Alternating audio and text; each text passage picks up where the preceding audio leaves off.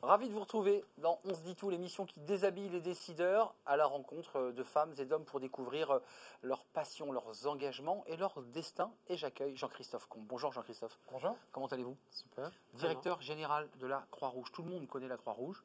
On se dit tout? Allez, c'est parti.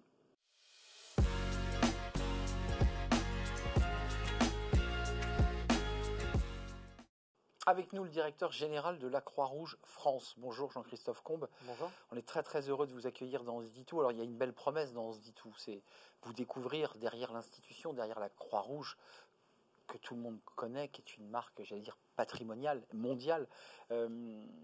Comment vous en êtes venu à prendre les rênes de la Croix-Rouge? C'est quoi? Il y a une appétence, il y a un désir aussi de donner du sens à votre carrière, parce que vous avez eu une carrière dans le public, directeur de cabinet dans plusieurs mairies, vous avez travaillé au Sénat. La Croix-Rouge, c'est autre chose. Qu'est-ce qui a fait que vous avez basculé dans cette institution, cette très belle institution? Alors la Croix-Rouge, c'est autre chose, mais c'est quand même de l'intérêt général, comme en politique. Je crois qu'on ne fait pas de politique sans aimer les gens et sans être intéressé par la vie des gens. Et j'ai trouvé à la Croix-Rouge, ça fait 11 ans maintenant que j'y suis rentré, j'ai trouvé à la Croix-Rouge un engagement dénué d'idéologie, puisque nous sommes neutres et impartiaux, dans une très grande institution. C'est le plus grand réseau humanitaire au monde. Et puis j'ai fait mon parcours, j'y suis arrivé comme directeur de cabinet d'un ancien président de la Croix-Rouge. J'ai été directeur de la vie associative et de l'engagement au sein de cette organisation, puis directeur général depuis 5 ans maintenant. Alors, j'allais vous demander ce que vous aviez sur votre table de nuit en livre de chevet. Alors, vous avez d'abord vous-même, vous vous êtes commis dans un livre, L'humanité ne se négocie pas, les grands enjeux sociaux, environnementaux. Écrire un livre, ça dit quelque chose de vous et de vos engagements. Enfin, c'est des choses qui vous tiennent très à cœur, ces sujets-là.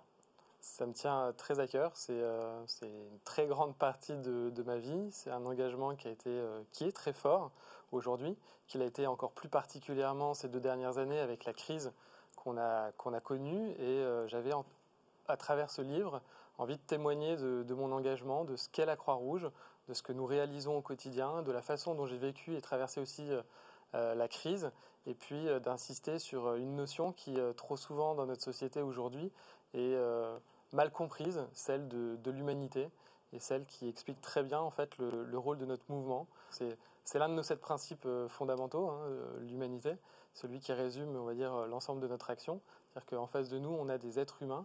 On est là pour leur tendre la main, pour les protéger, pour les accompagner et les aider à retrouver leur autonomie. Sur votre table de nuit, il y a quel livre, hormis le vôtre, que vous avez rangé précieusement dans la bibliothèque? Vous lisez quoi en ce moment? Je lis quoi en ce moment? Je lis le 2e tome de Leila Slimani. Sur sa trilogie, Exactement. dans sa relation familiale Exactement. avec le Maroc et sa famille. Exactement. Je trouve qu'elle manipule la langue française avec énormément de talent. J'aime beaucoup son écriture, sa sensibilité, sa façon aussi de voir les choses. Voilà, c'est aussi un regard sur une partie de l'histoire de la France qui est importante aussi à mes yeux. Enfin, voilà, c'est ce que je lis en ce moment. L'engagement que vous avez, alors vous vous détendez en lisant du Leila Slimani, mais on a compris évidemment l'importance et la puissance de la Croix-Rouge par sa marque, par son engagement, par ceux qui sont sur le terrain.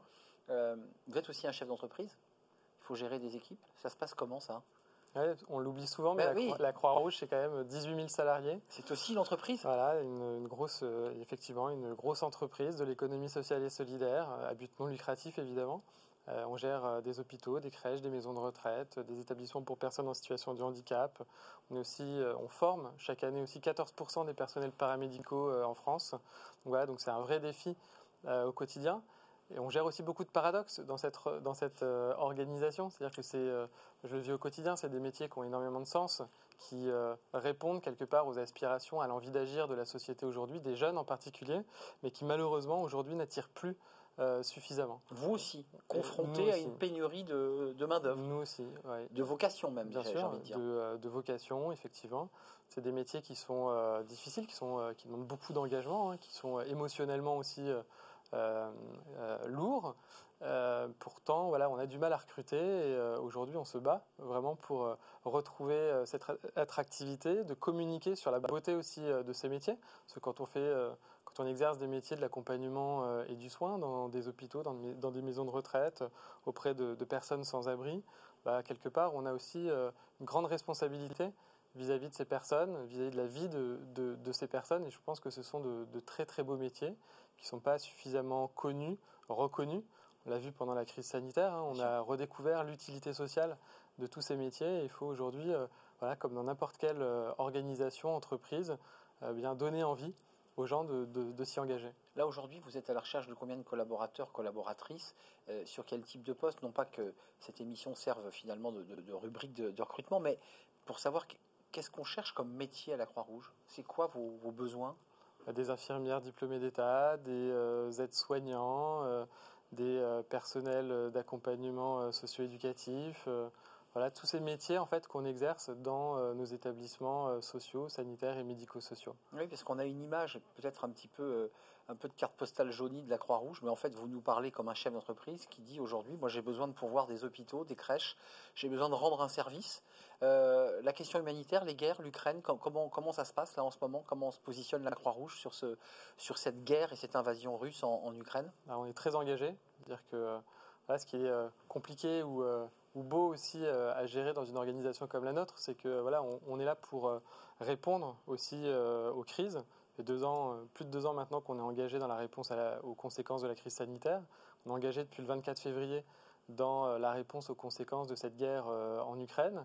On soutient les équipes du Comité international de la Croix-Rouge, de la Croix-Rouge ukrainienne en Ukraine. On soutient les Croix-Rouges des pays limitrophes, en Pologne en particulier, et puis ici en France. Évidemment. On accueille les personnes qui arrivent sur notre territoire, on les héberge, on les aide aussi à s'insérer dans la société française pour le temps qu'ils seront sur notre territoire. Avant de répondre aux 2 questions, vous avez sélectionné des questions Collège de Paris et Anne-Jarreau.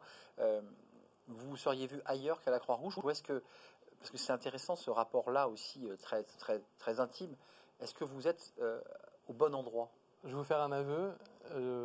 Je connaissais assez peu le milieu associatif et humanitaire lorsque ça je fait suis 11 arrivé ans à la là que vous Croix-Rouge. commencez là. Voilà, lorsqu'il y a 11 ans j'y suis arrivé, je suis venu par curiosité et puis aussi pour travailler pour le président pour lequel j'ai souhaité m'engager. Mais j'y suis resté par une profonde conviction, vocation. C'est-à-dire que je suis clairement tombé amoureux de cette organisation, comme beaucoup. On dit souvent, on arrive parfois à la Croix-Rouge par hasard, mais on n'y reste pas par hasard. Et je suis vraiment tombé amoureux de cette très très belle organisation. La Croix-Rouge cousue sur le cœur. Jean-Christophe Combe, vous allez répondre et vous avez choisi des questions. Commençons par la question du Collège de Paris. 5 questions et vous en avez choisi une d'entre elles, le Collège de Paris. C'est cette communauté d'écoles qui rend l'excellence accessible à tous. Un jingle et la question.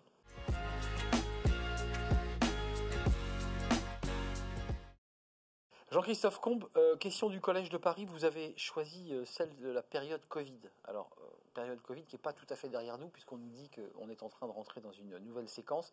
Compliquée pour les jeunes. Quelles actions vous avez mis en place? D'ailleurs, pas forcément pour les jeunes, mais dans cette période Covid où il a fallu parer au plus urgent.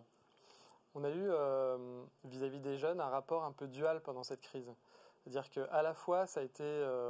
les jeunes se sont énormément engagés aux côtés de la Croix-Rouge, ont permis à la Croix-Rouge d'être au rendez-vous, d'assurer la continuité de ses activités, de répondre aussi aux problématiques liées à l'isolement social, à tout ce qu'on a pu faire aussi en matière de santé publique, et puis de réponse aux conséquences sociales de la crise, à un moment où les plus fragiles, les plus âgés d'entre nous devaient rester protégés.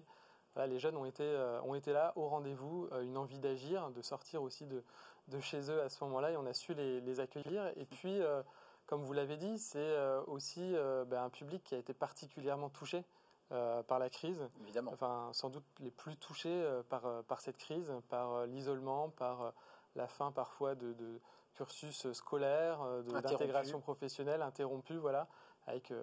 Et on s'est engagé, comme d'autres organisations, mais on s'est engagé, notamment dans le plan Un jeune, une solution. On s'est engagé à employer 1200 jeunes pendant cette crise, dont 500 alternants qu'on a pu accueillir au sein de notre organisation. Donc, certains sont restés d'ailleurs, j'imagine. Certains sont restés, oui. Enfin beaucoup sont restés d'ailleurs. C'est la force de l'alternance. C'est-à-dire que c'est la force de l'alternance qu'on développe aujourd'hui. On a près de 800, on accueille près de 800 aujourd'hui alternants au sein de notre organisation. Voilà, c'est important, c'est une façon, une voie d'accès à nos métiers qui sont souvent mal méconnus et pas suffisamment attractifs. Question d'Anjaro, seconde question, un jingle et la réponse de Jean-Christophe Combe.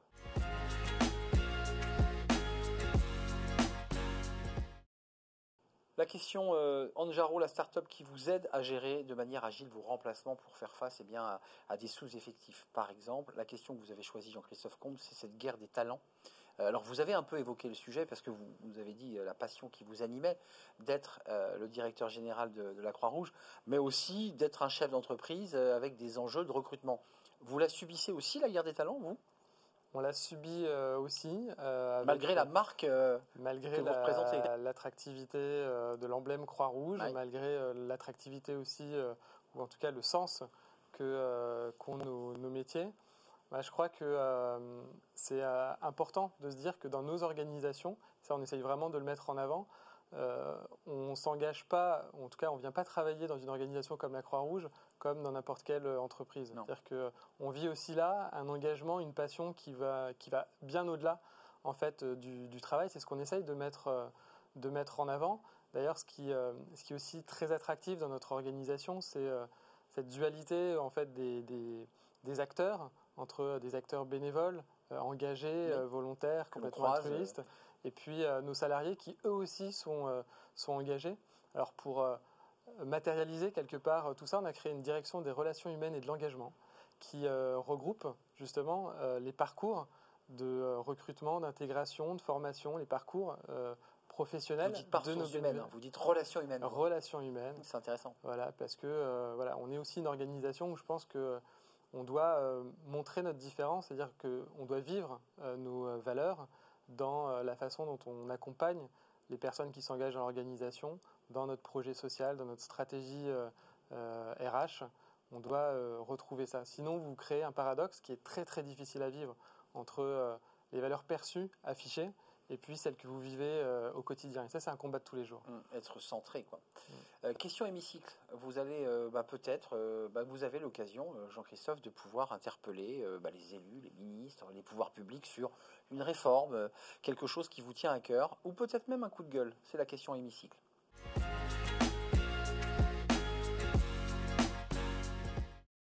Jean-Christophe, vous avez la parole pour peut-être pousser un coup de gueule, faire une proposition concrète qui permettrait d'améliorer un peu plus encore la situation de l'entreprise Croix-Rouge.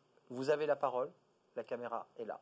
Moi, ce que j'avais envie de dire aujourd'hui, c'est que l'entreprise peut et doit être un lieu d'engagement. C'est-à-dire que ce qu'on a vécu et ce qu'on vit aujourd'hui dans la réponse qu'on doit avoir face aux crises au sein de notre société, c'est qu'on a besoin en fait de tous les acteurs sur les territoires, qu'ils soient associatifs, collectivités, mais surtout entreprises, et qu'on peut faire la place et qu'on doit faire la place à cet engagement au sein des entreprises privées, des entreprises publiques, mais aussi des organisations comme les nôtres. On doit pouvoir créer un cadre qui favorise cet engagement. J'ai à plusieurs reprises déjà proposé qu'on crée un compte engagement au sein de nos entreprises, justement comme le compte personnel de formation, qui permettent à chacun en fait de s'engager tout au long de sa vie, tout au long de sa carrière. Merci Jean-Christophe Combe, c'était la question à l'hémicycle. Merci d'être venu nous rendre visite et puis évidemment bonne chance pour la suite de vos recrutements parce que c'est important. Engagez-vous auprès de la Croix-Rouge qui recherche et vous recrutez.